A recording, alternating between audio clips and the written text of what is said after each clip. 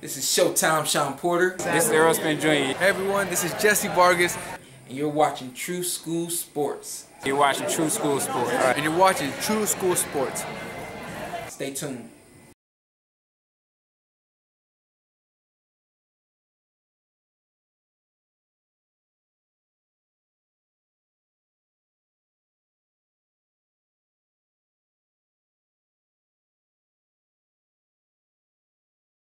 Alright, so right now we're in Las Vegas, still on the Vegas trip, and we got, we're in a pretty impressive room, as you guys can see me with my Madonna poster.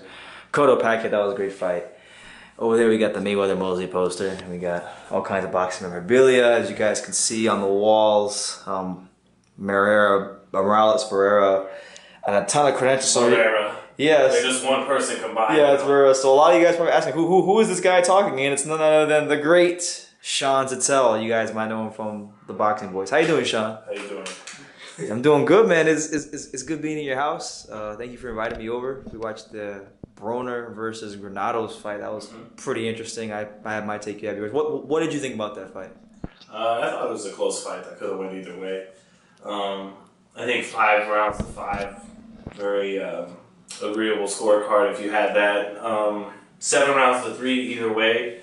I think two judges had it 7-3 either way, didn't they? Yeah. And I think that's kind of stupid either way. 6-4 either way or 5-5.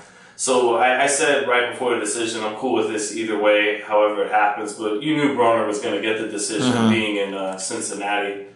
But I'm cool with Broner getting the decision. I thought that Granados outworked him in a lot of spots and had more consistent work usually and went to the body well. But when you knock a guy's head back, and I'm not saying Broner did that all night long, but I could definitely see it 6 out of 10 where you think Broner landed the better eye-catching, cleaner, harder shots up top. I thought he made it apparent he's the better puncher, and he displayed that with those cleaner shots up top. But if you like the more consistent guy doing it every round and going to the body, and you can make a case that Granados did that, but really what the point of the fight is that Broner didn't look like himself anymore if you're comparing him to the guy that made everybody ooh and ah and think he had tremendous promise coming up. I mean, everybody can act like they didn't say it now, that's 2017, but in 2011 and 2012, there was a lot of people that really know boxing that thought this kid was not only special, but that he could be the next best fighter in the world, that he could follow in the footsteps of a Floyd Mayweather. That was the most obvious comparison. But now, not only is that ship sailed, which we kind of knew, him being being a great fighter, not a great fighter, but him being the best fighter in the world, we knew that ship sailed years ago. So then it became, well, can he be one of the best? And then that kind of sailed too. And then it became, well, can he be still a world champion? And maybe that hasn't sailed, but when we mean world champion, more linear champion, can he compete with a Terrence Crawford? Make that tonight, that guy would get stopped by Terrence Crawford, no question. So if you're an Adrien Broner fan, it's a very disappointing night. Yeah, man. I mean, me and you were just watching the DeMarco Broner highlights, and I was like, wow, who is this guy? So it was almost like, I forgot that he was that sensation at one point. Oh, man. No, if you go back and watch the Antonio DeMarco fight, you could say the guy standing in front of him and DeMarco's stationary target and things like that.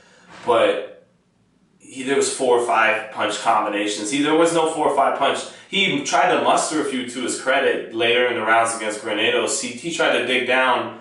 He shouldn't have had to dig down that deep, be that tired in the 8th, 7th, really the 8th, 9th, and 10th rounds. He was tired as hell, and he held a lot, and it was effective because the ref let him do it, and to his credit, he let it be effective. And but when he did try to muster those shots on the inside, he had to push them.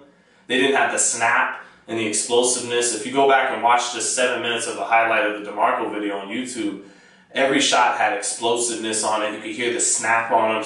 He was faster, looked like he was hitting harder. And you can't just chalk that up to a stationary DeMarco or things like that. He was just better back then. Yeah. Yeah.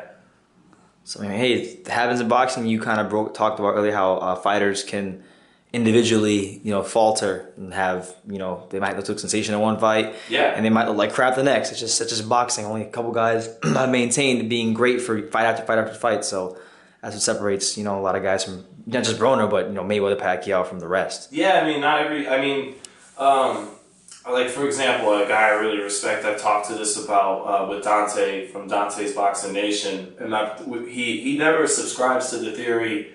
For 99% of the time, he doesn't subscribe to the theory that he was old this night, or he feels like any kind of circumstance that changes a fighter's performance, that we chalk it up to as an excuse. So he literally has told me, and I'm not bashing, I'm just explaining to people from his point of view, that when Oscar De La Hoya lost to Manny Pacquiao, he just lost to Pacquiao because he was always going to lose to Pacquiao. And I know that's one extreme.